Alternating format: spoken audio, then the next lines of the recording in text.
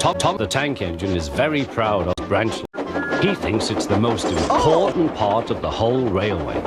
His two coaches, Annie and Belle, agree with him. Annie can only take passengers, but Clarabelle can take passengers, luggage, and the guard from behind. As they run backwards and forwards along the line, they sing songs to each other.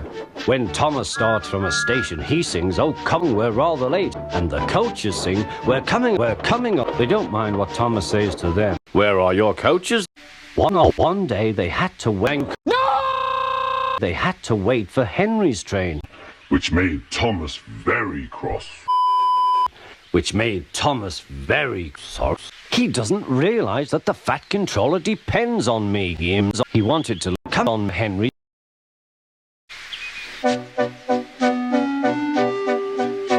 At last, Hen came. "Where have you been, lazy bones?" asked Thomas.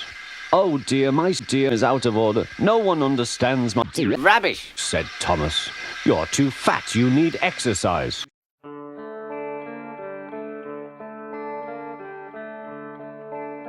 The guard blew his whistle and Thomas blew his whistle so quickly that he left him behind.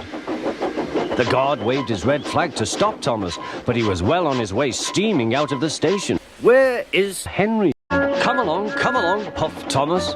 But Clarabelle didn't want to come. "I've lost my nice guard. I've lost my nice..." "Shut up," burst out Thomas. But Thomas didn't stop till they came to a signal. "Duck that signal," said Thomas. "What's the matter?" "I don't know," said his driver. "The guard will tell us in a minute." They waited and waited and waited and waited. Peep, peep, peep, peep. "Where is the guard?" whistled Thomas.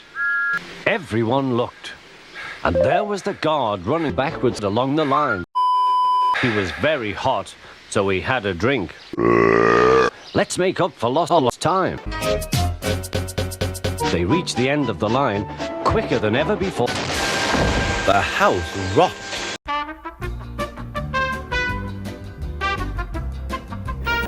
Every afternoon, Thomas the Tank Engine puffs a blunt. Smoke weed every day. Then they can see a bridge with a village nestled either side of it. This is a place. Whenever children hear Thomas coming along, they stand on the bridge waving until he is dead. One day, Thomas. Percy, sir, was waiting too. "Hurry up, Thomas." "Shut up!" Next day, Thomas was having sex. No. Thomas saw some children. They were waving too. Something must be sus, thought Thomas. This station is for cracks, not passengers. "Help, Thomas, help!" "I won't, so there." Bertie was waiting to take them From behind.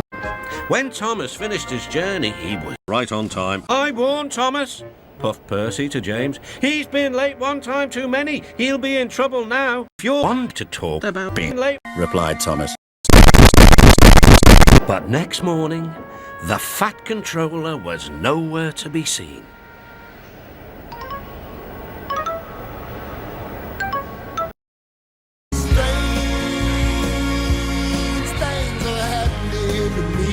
Thank goodness Thomas knows nothing. But just ahead was a hot sun where the stretch had bent the rails on the track. "Careful, Thomas," called his driver, but it was too late.